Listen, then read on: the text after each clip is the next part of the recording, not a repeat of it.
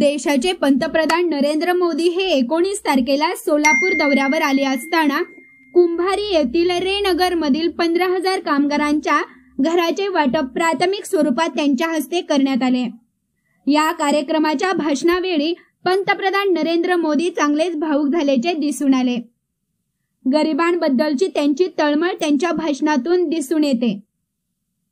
यावेळी बोलताना पंतप्रधान मोदी म्हणाले, 22 जानेवारीला राम ज्योती प्रज्वलित केली तर मला गरिबी नष्ट करण्याची प्रेरणा मिळेल। आगामी काळात सर्व बेघरांना घर देण्याचे आश्वासनही मोदी यांनी दिले। पंतप्रधान मोदी यांच्या या सोलापूर दौऱ्यामुळे 70 किलोमीटर असलेल्या पंढरपूर येथील सामान्य नागरिकांचा मात्र चांगलाच अपेक्षाभंग झाला। याचे कारण ठरले पंढरपूरची पंतप्रधान आवास योजना। पंढरपूरच्या या योजनेमध्ये कमिशनखोरीचा आरोप तर विरोधकांकडून पहिल्यापासून होत आहे। जवळजवळ 2000 घरांच्या या प्रोजेक्टमध्ये 1000हून अधिक फ्लॅट तयार आहेत। पण सरकारी अधिकारी व सत्ताधाऱ्यांची कमी असलेली इच्छाशक्ती यामुळे हा एवढा मोठा प्रकल्प अक्षरशः धूळ खात पडला आहे। नरेंद्र मोदी जिल्ह्यात असताना आमच्या पालकमंत्री महोदयांना आयती संधी चालून आली होती। पालकमंत्री या नात्याने एखादा शब्द जरी नरेंद्र मोदी यांच्याकडे टाकला असता तर मोदी साहेबांची गरिबाबद्दलची असणारी तळमळ पाहून यातून नक्कीच काहीतरी मार्ग निघाला असता। पण तसे न करता आमचे सर्व सत्ताधारी व मंत्री महोदय खाजगी ठेकेदारांच्या कार्यक्रमात दिसून आले।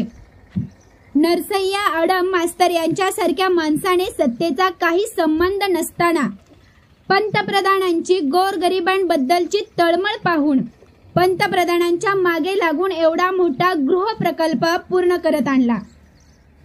मात्र आमचे सत्ताधारी मात्र त्याच दिवशी खाजगी ठेकेदारांच्या कार्यक्रमात भाग घेतात, पण पंढरपुरातील या भल्या मोठ्या प्रकल्पाबद्दल शब्द काढत नाहीत। खाजगी विकासाच्या कार्यक्रमात येणे यात काही गैर नाही। पंढरपूरच्या जडणघडणीत त्यांचाही मोलाचा वाटा आहे। पण पंढरपूरचे खाजगी गृहप्रकल्प चांगल्या सेवा देऊन तेजीत चालू असताना नरेंद्र मोदी यांचा महत्वाकांक्षी असलेल्या पंतप्रधान आवास योजनेची पंढरपुरात एवढी धूळधाण का उडली आहे, याचे आत्मचिंतन आमच्या राजकीय पुढाऱ्यांनी करणे गरजेचे आहे।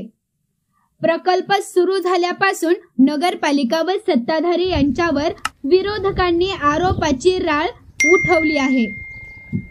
कमिशनखोरीमुळे प्रकल्पाच्या किमती वाढल्या, त्यामुळे हे प्लॅन सर्वसामान्य लोकांच्या आवाक्याबाहेर गेल्यामुळे गोरगरिबांनी या प्रकल्पाकडे पाठ फिरवल्याचे बोलले जात आहे। सोलापूर सारख्या जिल्ह्याच्या ठिकाणी 5 लाख रुपयात घर देणार असून पंढरपुरात मात्र त्याच्या दुप्पट भाव आहेत।